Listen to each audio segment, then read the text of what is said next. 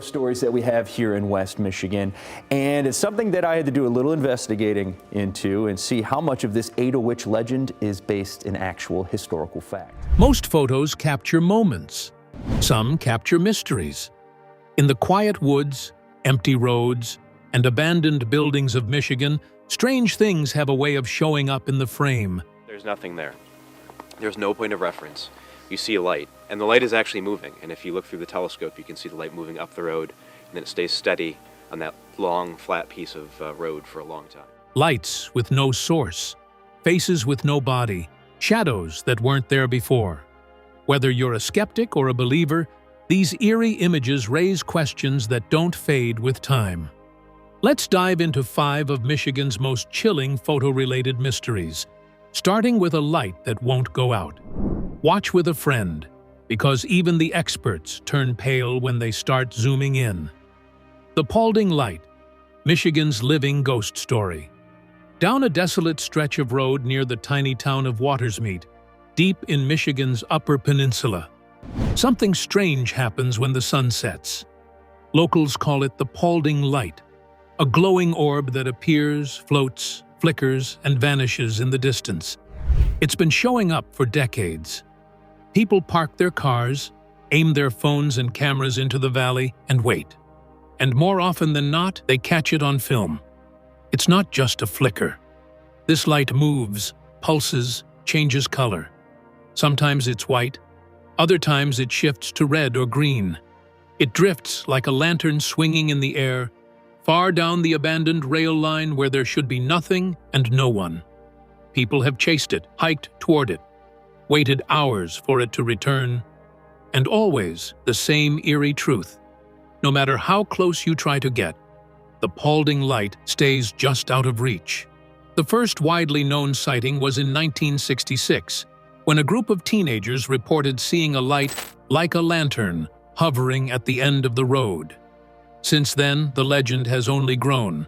Some say it's the ghost of a railroad brakeman killed on the tracks while trying to stop an oncoming train. Others whisper that it's the spirit of a murdered mail courier or a lost Native American soul. The stories vary, but the light stays the same. Locals embraced the legend. The U.S. Forest Service even put up a sign at the best viewing spot, unofficially recognizing the light as a piece of regional folklore. Tourists came with cameras. Paranormal investigators brought night vision gear. Ghost hunting YouTubers showed up with drones and EMF readers. And the Paulding Light? It kept appearing, night after night. There's no shortage of photos and videos of the Paulding Light online. It's not a trick of memory or rumor. People actually film this thing. Zoomed-in footage shows it swelling and dimming like it's breathing. In still shots, it glows softly against the dark treetops. No wires, no poles, no movement on the ground to explain it. That's what makes it different from most ghost photos. This isn't a smudge or a blur that someone interprets as spooky. The light is there, clear, distinct, undeniably real, which naturally only makes it weirder. It's not the kind of thing you capture once and chalk up to coincidence. People have taken dozens of images over the years, from DSLRs to iPhones, and while they vary in sharpness, the light consistently shows up. Long exposures reveal faint trails as it moves. Burst shots catch its shimmer from moment to moment. Even skeptics who visit often leave with something strange on their SD cards. The scientists step in. In 2010, a group of engineering students from Michigan Tech decided to find out what was really going on. Armed with a telescope and a spectrometer, they measured the light and traced it all the way to a bend on US Highway 45, several miles away. Their conclusion? The Paulding Light was actually car headlights, distorted by the atmosphere and terrain. It was a clean, logical answer. A textbook case of atmospheric refraction, a phenomenon where light bends over hills or valleys, creating illusions of floating or moving orbs. The team even demonstrated it live, with someone flashing car lights at specific times to match what viewers were seeing. Mystery solved, right? Well, not exactly. Even after the Michigan Tech explanation went public, the sightings didn't stop. People still see the light when there are no cars on the road. Some say it behaves differently now, rising higher, splitting into two, or pulsing in ways no headlights ever could. Others argue that headlights might explain some of the sightings, but not all of them, especially the ones that predate the modern highway system. And there's this. Even knowing it might just be car lights doesn't seem to take away from the thrill. People still show up with cameras, hoping to spot the light for themselves. They still wait in silence, heart racing, as the sun goes down and the first flicker appears on the horizon. Because when you're there, standing in the dark with your lens focused into the void, it doesn't feel like headlights. It feels like something watching, something alive. Maybe that's what makes the Paulding Light so compelling, not just that it's been photographed so many times, but that it continues to walk the line between the explainable and the uncanny. In an age where everything is analyzed, debunked, and uploaded, it's rare for a mystery to hold its ground. And yet, this quiet orb in the woods somehow does. Photographers return year after year, trying to get the perfect shot, the one that will finally show the truth. Paranormal blogs catalog the most compelling images, pointing out odd flares and shapes. And skeptics still argue that it's all a trick of physics and expectation. But every now and then, someone snaps a photo, and there it is again. Bright, hovering, silent. A light that shouldn't be there. Have you ever stood in a quiet cemetery at dusk and felt like something unseen was watching you? In Michigan, there's a legend that turns that feeling into something much more chilling. The Ada Witch. Tucked just outside Grand Rapids lies the quiet little town of Ada, Michigan. A place that, on the surface, feels about as peaceful as they come. Tree-lined roads, sleepy neighborhoods, and a small-town stillness that seems built for postcards. But just beyond the town's soft edges, at the edge of Findlay Cemetery, the story changes. Ask the locals, and you'll hear about the Ada Witch, a ghost said to haunt the cemetery and surrounding woods. The legend is grim. A woman allegedly unfaithful to her husband in the 1800s, caught in the act. The husband, blinded by rage, murdered her. In some versions of the tale, the lover was killed too. In others, the husband met his own violent end. Regardless of the details, they all end the same way: death. And a ghost that never found peace. What sets this haunting apart isn't just the lore, it's the photos. Because people don't just talk about the Ada Witch. They try to capture her. Findlay Cemetery sits back from the road, half swallowed by trees. It's not particularly large, and the gravestones are simple, many weathered into unreadability. But step inside its gates, especially at dusk, and you'll feel it. That thick, heavy quiet that settles into your chest like a held breath. Ghost hunters love places like this, of course. And over the years, paranormal investigators, amateur explorers, and curious locals have all brought cameras into Findlay. What they bring back is strange. Photos taken at night show mists that weren't visible to the naked eye. Some display floating orbs, small, glowing spheres of light that seem to hover near tombstones or trees. A few have captured full silhouettes, dark and humanoid, standing between the headstones or just beyond the tree line. It's not uncommon to take a photo of an empty trail, only to find a blurred figure in the background once you review the image later. And yes, people believe that figure is the Ada Witch. Let's pause for a moment, though. If you mention orbs and mists to a photographer, they'll likely give you the same answer: dust particles, moisture, bugs, lens flare, or long exposure noise. In most cases, they're right. Cameras, especially smartphones, can play tricks, particularly in low light. But what keeps the Ada Witch story alive isn't just a few blurry blobs in the dark. It's that so many people go there, so often, and keep coming back with photos that just don't feel like technical accidents. Sometimes, it's the consistency of where things appear. always near the same trees or between specific stones. Sometimes it's the patterns people think they see. A flowing dress shape, long hair, even fingers stretched out in motion blur. And sometimes it's the fact that people snap multiple photos seconds apart and only one has something in it. Coincidence? Maybe. But the more you look, the harder it becomes to wave it all away. Photographers who've visited Findlay Cemetery say there's something unnerving about the place even before you see the photos. Batteries drain quickly, equipment malfunctions. People report hearing rustling in the grass when no one else is around. Cold spots, whispers. The kinds of things that sound cliché until you're there, standing alone, watching your camera flicker and die. Some describe it as a presence, not threatening but heavy, like being watched, like something just out of frame is waiting to be seen. And then they check their photos. That's when the real fun starts. One local ghost hunting group reported taking over 300 pictures during a single night session in the cemetery. In most, nothing out of the ordinary. But 3 images stood out. In one, a fog-like shape seemed to stretch out from behind a tree. In another, a pale face appeared near the corner of a tombstone. In the third, the most chilling, what looked like a human form, stood at the edge of the path. The group swore no one had been there, and none of the other cameras caught the same figure. Could it have been a trick of the light? A person passing by? Maybe. But if so, why only in one photo? Why only for a split second? The Ada Witch story isn't official.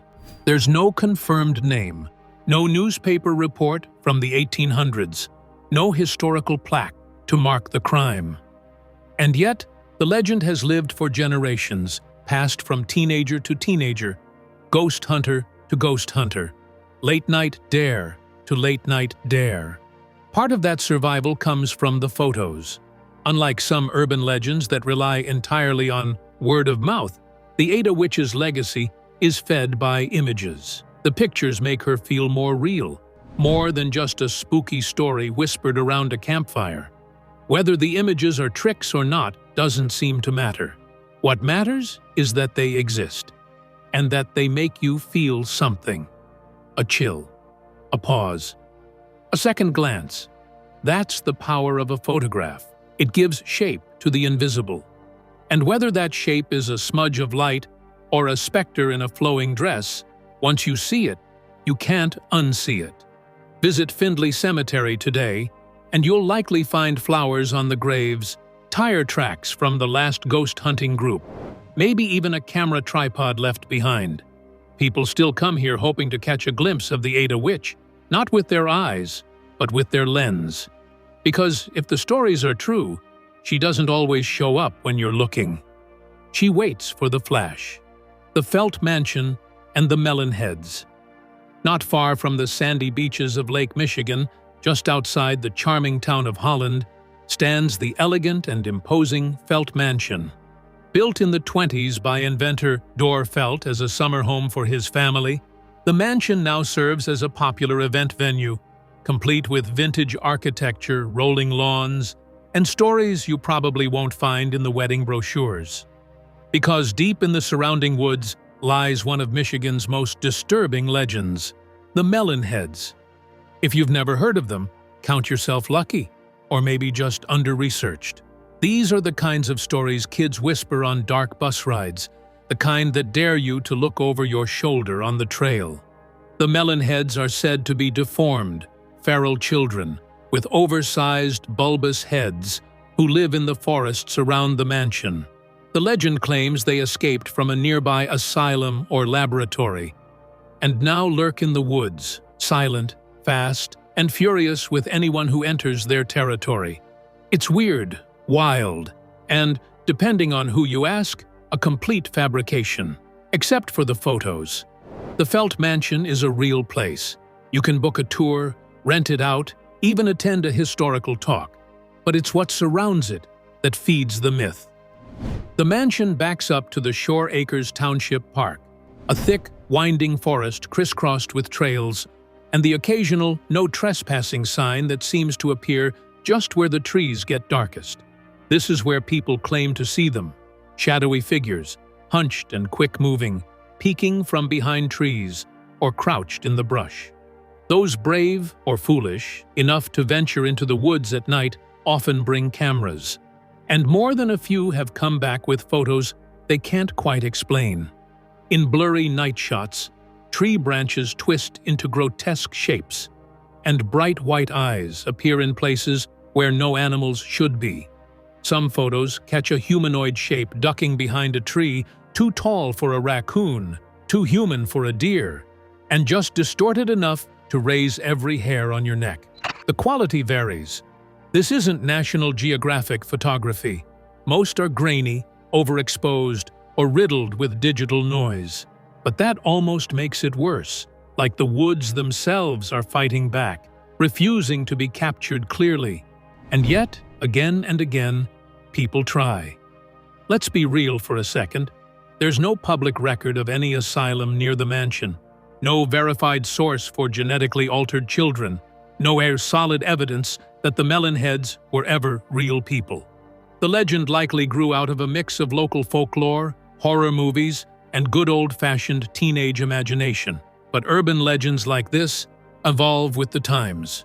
What started as a whisper around a campfire is now a genre of TikTok, a Reddit thread, a place on Google Maps marked "Do Not Go Here." And with the rise of phone cameras and night vision gear, the legend didn't fade, it expanded. Scroll through local forums, and you'll find photo after photo, red-circled shapes, enhanced close-ups of grainy faces, or weird angles where a shadow seems to lean just a little too far forward. Some are probably hoaxes. Others are just classic cases of pareidolia, seeing faces where there are none. But a few are harder to explain. One popular shot from a few years ago shows what appears to be a crouching figure with a misshapen head near the edge of a clearing. The person who took it swears they didn't see anyone there at the time. Another shows two bright eye-like reflections waist-height behind a bush, with no nearby path or reflective material. And this isn't just one person uploading these, it's dozens. So why do people keep trekking out there, cameras in hand, risking poison ivy and the occasional run-in with local law enforcement? Because something about the legend feels sticky. Even if you don't believe in mutated kids in the woods, there's something undeniably unsettling about the atmosphere around the Felt Mansion and its forest trails. It's the classic horror cocktail.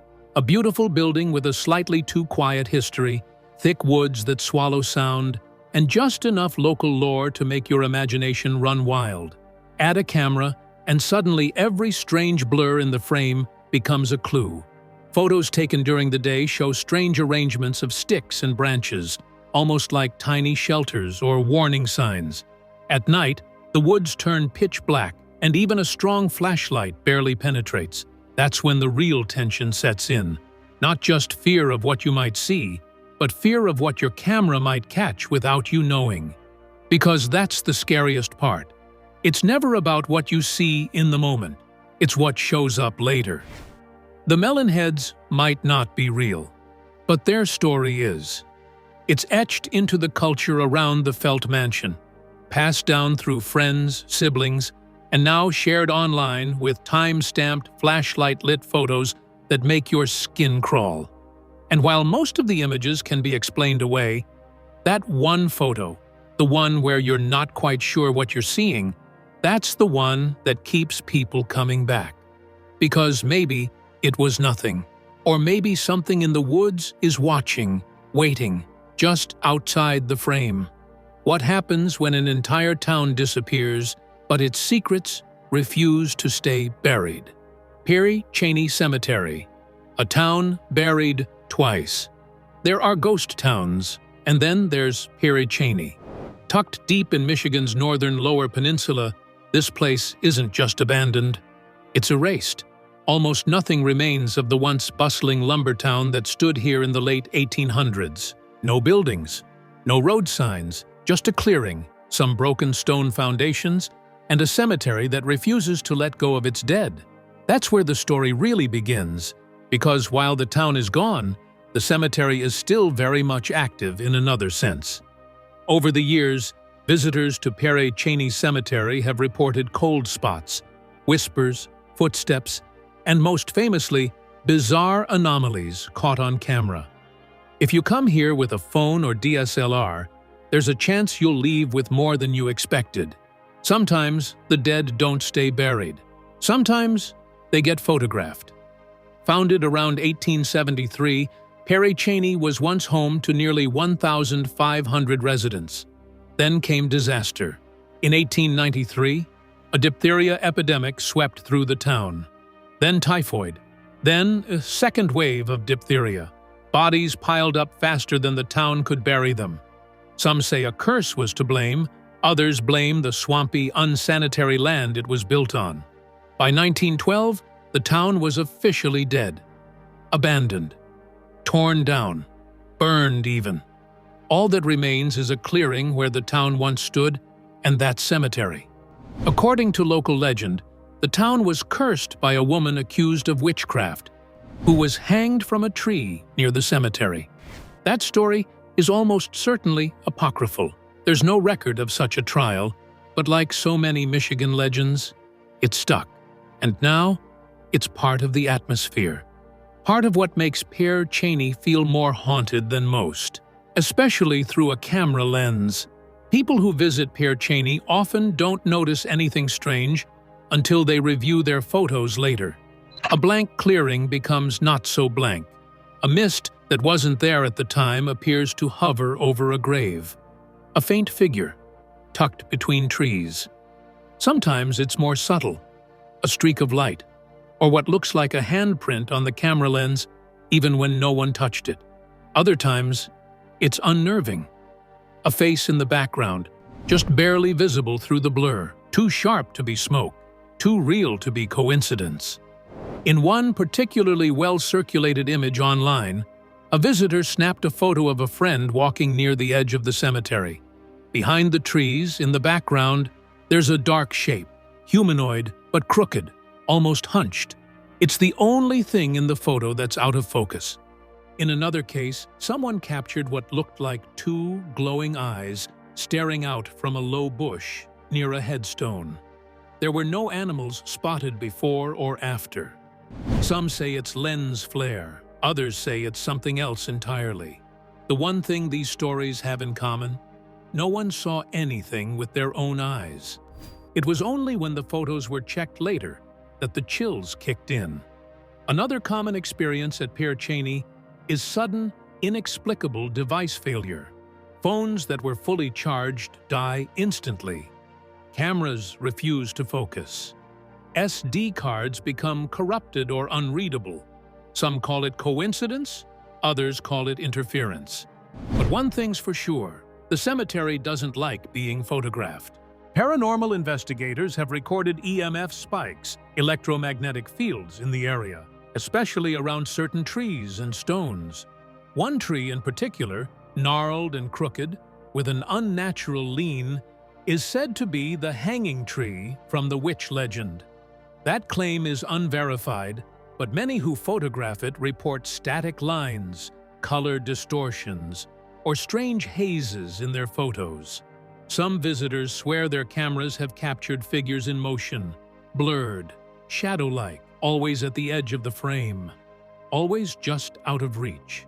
It's easy to write these things off as tricks of light, human imagination, or even viral hoaxes. But there's a deeper reason these Pere Cheney photos keep circulating. It's not just about whether something is real, it's about the fact that a place feels haunted. And the photos seem to confirm what the brain already suspects. When you're standing in a forgotten cemetery, surrounded by decaying headstones and trees that seem to lean in closer the longer you stay, your senses get sharper. You're primed for weirdness. Your camera becomes a second set of eyes, one that sometimes sees things you didn't. That's where belief starts to blur with experience. Whether it's pareidolia or paranormal, the result is the same. A photo that chills you, not because of what you see, but because you know you didn't see it when you were there. Ask anyone who's been to Pere Cheney, and they'll tell you the same thing. Something about it feels off. Maybe it's the history, maybe it's the isolation, maybe it's the fact that so many people have captured the same strange lights, the same figures, the same warped faces over and over again. The town may be gone, but the cemetery and its stories are still very much alive. And the photos? They're the proof that keeps bringing people back. What if the echoes of the past don't just haunt memories, but show up in your photos? At Michigan's infamous Eloise Asylum, visitors say the walls still whisper, and their cameras sometimes capture more than they bargained for. Eloise Asylum. If you drive through Westland, Michigan, you'll pass grocery stores, traffic lights, apartment complexes, typical suburban sprawl. But tucked behind these ordinary streets lies something very different. The decaying remnants of what was once Eloise Psychiatric Hospital. At its peak, Eloise wasn't just a hospital, it was a self-sufficient city.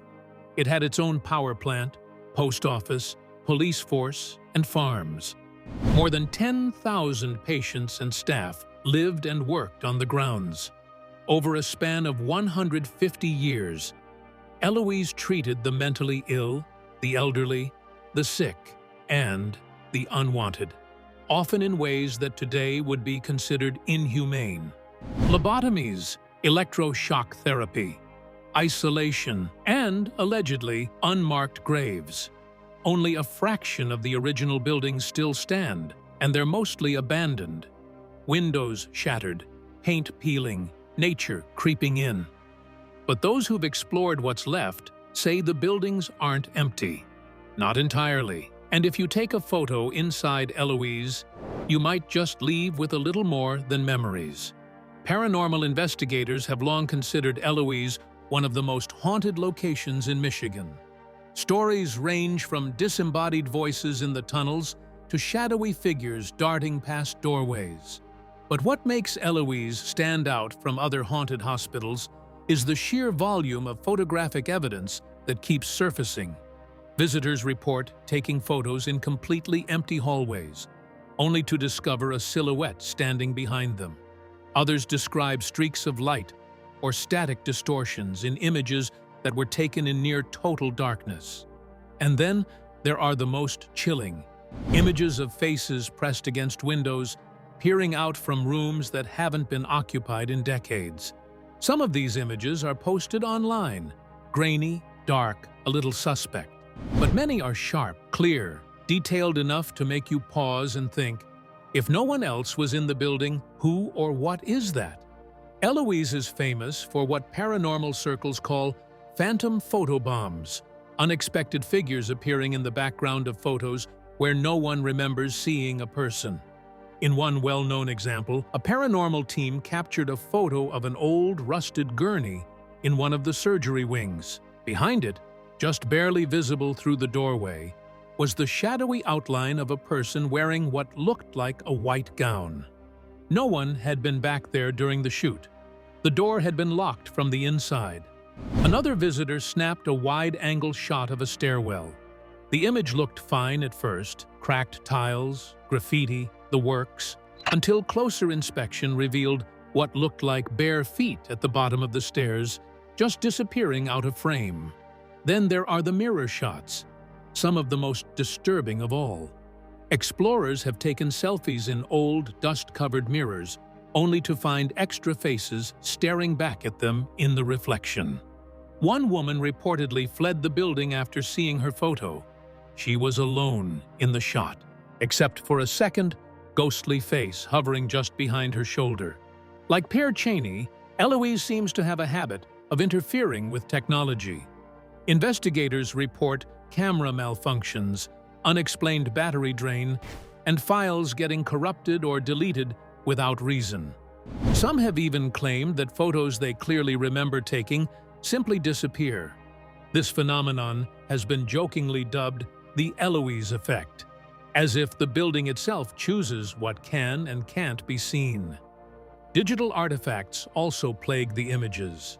Weird smears of color, static-like bands, or lens flares that don't behave like normal light distortion. One investigator described reviewing footage from a night vision camera only to see a white figure drift across the frame, slow and deliberate, without triggering any motion sensors. The footage glitched right after. They never recovered the rest. Of course, skeptics will say that old buildings are creepy, that dust, mold, poor lighting, and a vivid imagination can explain away most ghost photos. And honestly, they have a point. But Eloise isn't just any old building. It's a place where thousands of people lived and died. Often alone, often in pain, many never having left. Their names forgotten, their graves unmarked, their stories lost to time. When you walk through those halls, you feel that weight. You feel the presence of lives that weren't fully resolved, lives that might not be entirely gone. And if you bring a camera, you might catch a glimpse of them.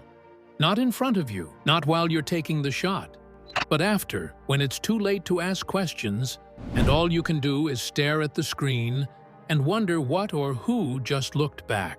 The remaining buildings have been partially redeveloped, but some areas remain untouched. Despite security efforts, urban explorers still find ways in.